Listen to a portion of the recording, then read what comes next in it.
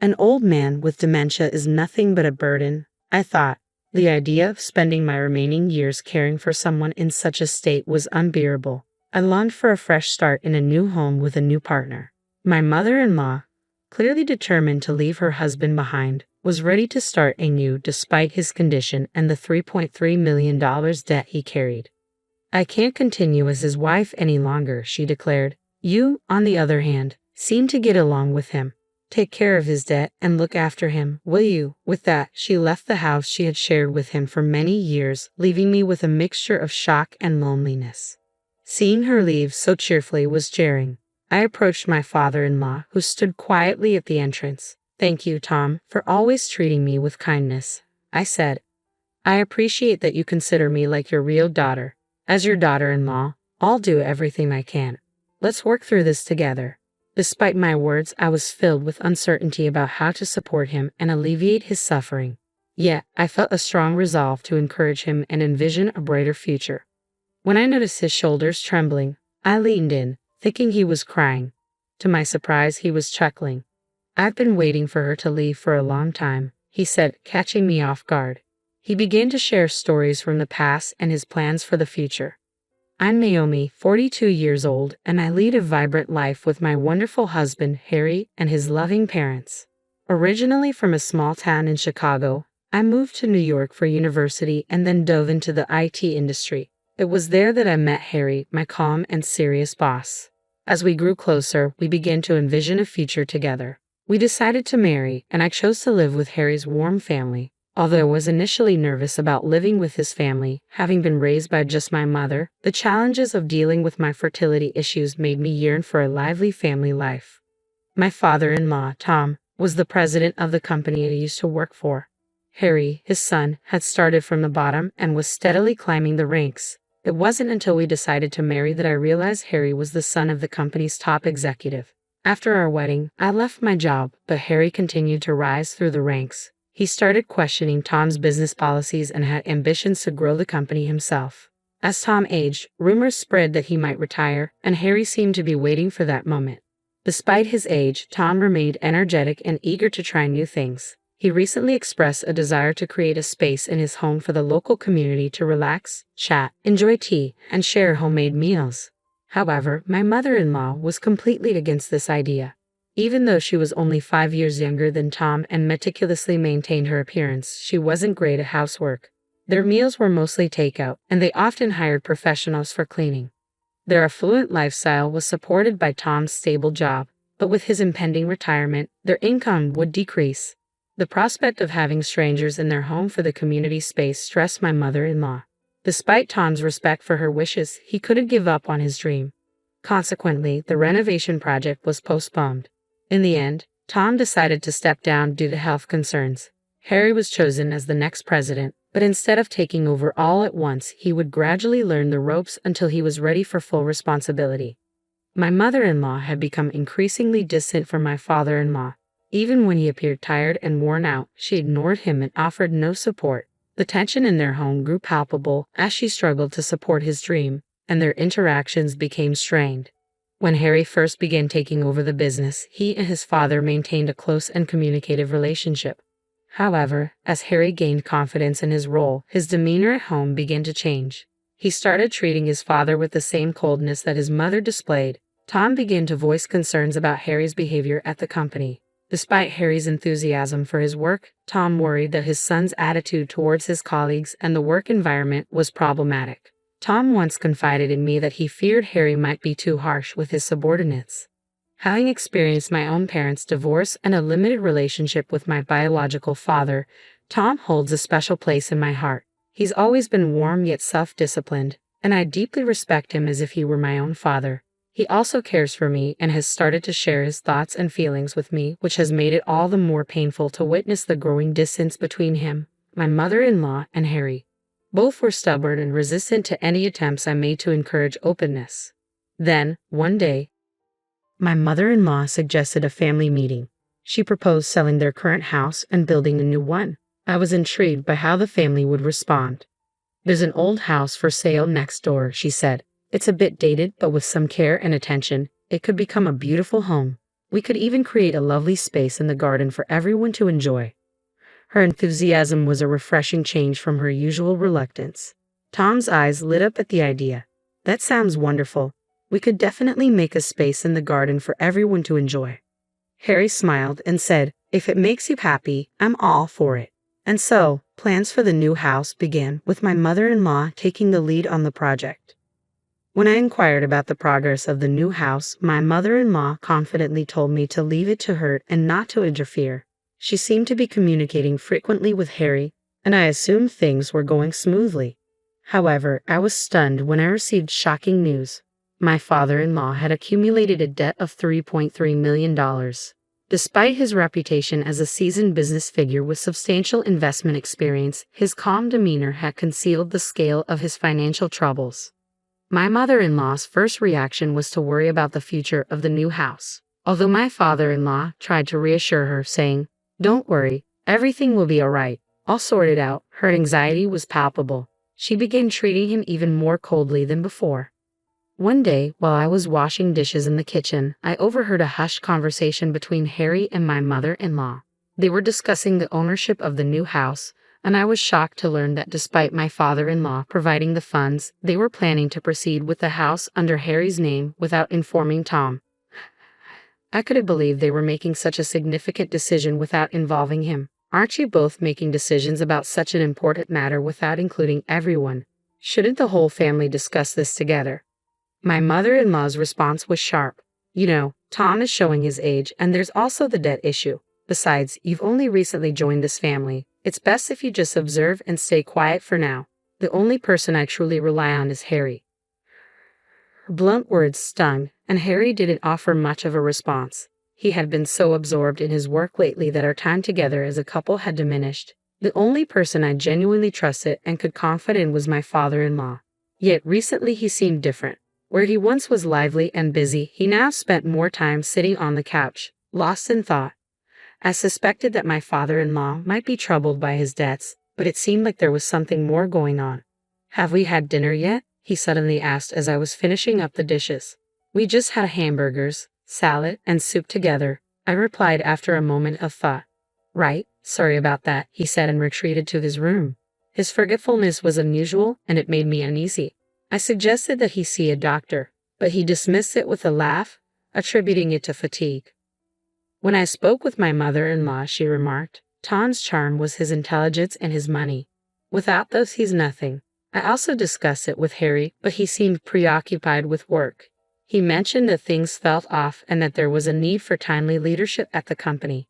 Amidst all this, I felt a deep sense of loneliness, as if no one in the family was genuinely concerned. I repeatedly urged my father-in-law to see a doctor, but he consistently refused. His condition seemed to worsen, and I took it upon myself to research dementia, trying various approaches and continuously persuading him to get help. "You must be having a hard time," my mother-in-law said with a sigh and a cold smile. "Tom isn't the man he used to be. Once Harry takes over the company, everything will be his. Isn't it only natural that Tom should have nothing left?" Her eyes were colder than I had ever seen, a look I had never encountered before. Her harsh words and the growing tension in the house left me feeling both surprised and anxious. With the atmosphere growing more strained, I hoped that moving to a new house would help refresh our spirits. Finally, the moving day arrived. We hired professionals to handle the large furniture while we took care of the smaller items. My mother-in-law provided specific instructions such as where to place each item, and we followed them carefully. The last items to be moved were the cherished belongings of my father-in-law and me. I returned to our old place to fetch my father-in-law when my mother-in-law appeared unexpectedly. "Thank you, everything is sorted now," she said. "Actually, I've arranged another moving destination for you as well." Her shocking revelation left me speechless. I stammered, "What do you mean?" She handed me a note with the address of a nearby flat. Seeing her smiling face, I was at a loss for words. She cheerfully explained, "The new house will be for me, Harry, and Ted to enjoy.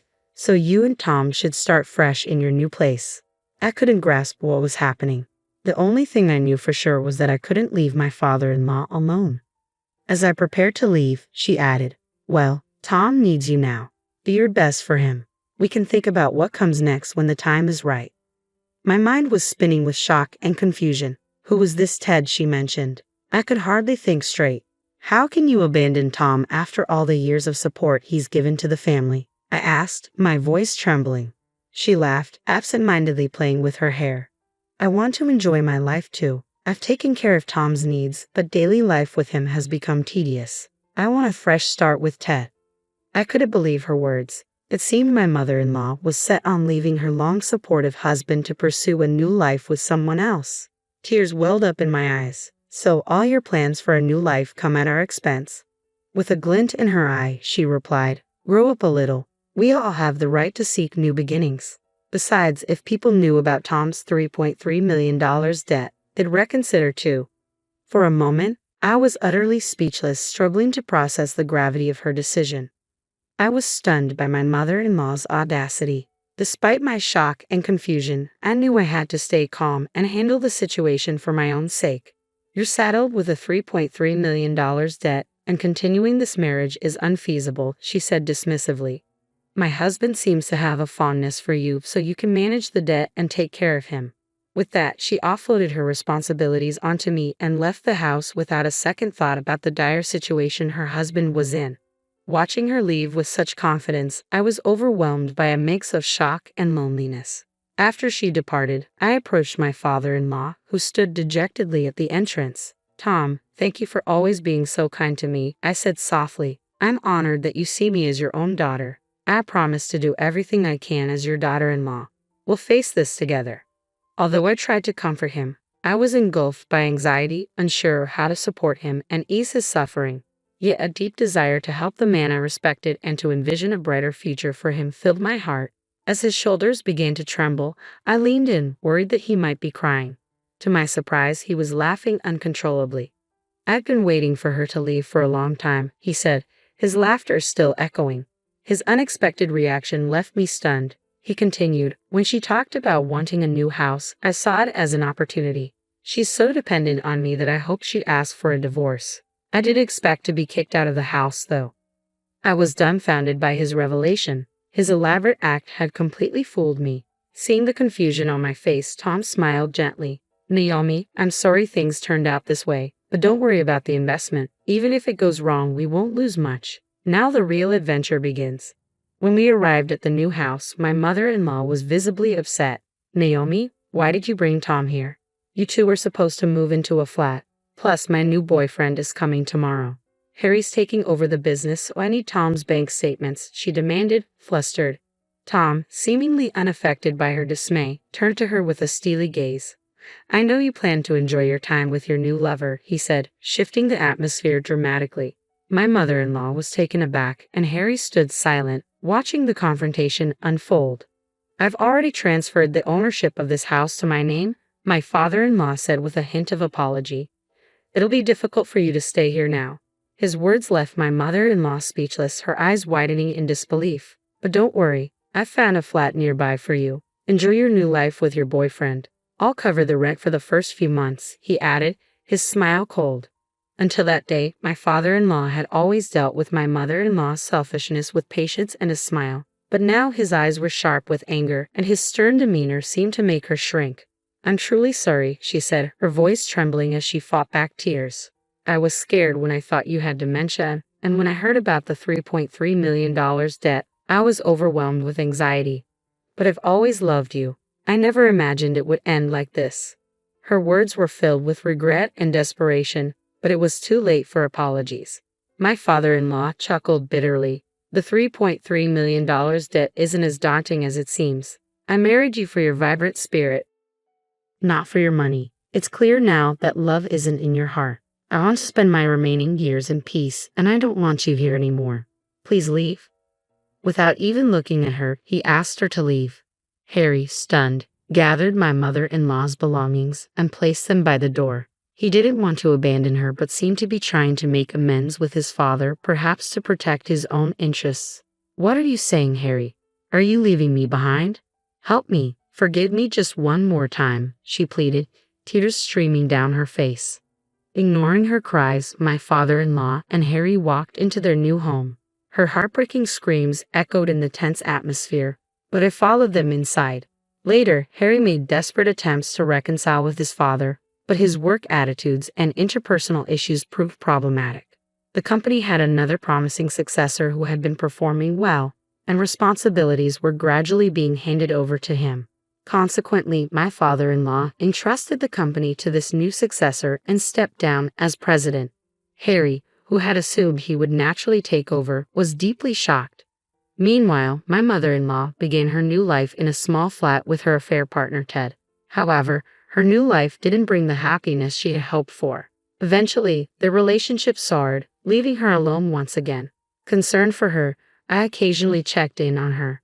Her current state, far from her once glamorous days, was lonely and hard to witness. In contrast, my father-in-law and I began building a community space in our area. He provided the financial support, while I worked diligently to create a welcoming environment. The space became a local sensation, featured in magazines and online, and attracted many visitors. Riding this wave, we established an organization and expanded our activities. Harry, having left his previous job, now participates in our efforts. He used to be quite prideful, but through interactions with diverse people, I hope he becomes kinder and more compassionate. Together, we aim to fulfill Tom's dream and strengthen our community bonds, looking forward to many joyful days ahead.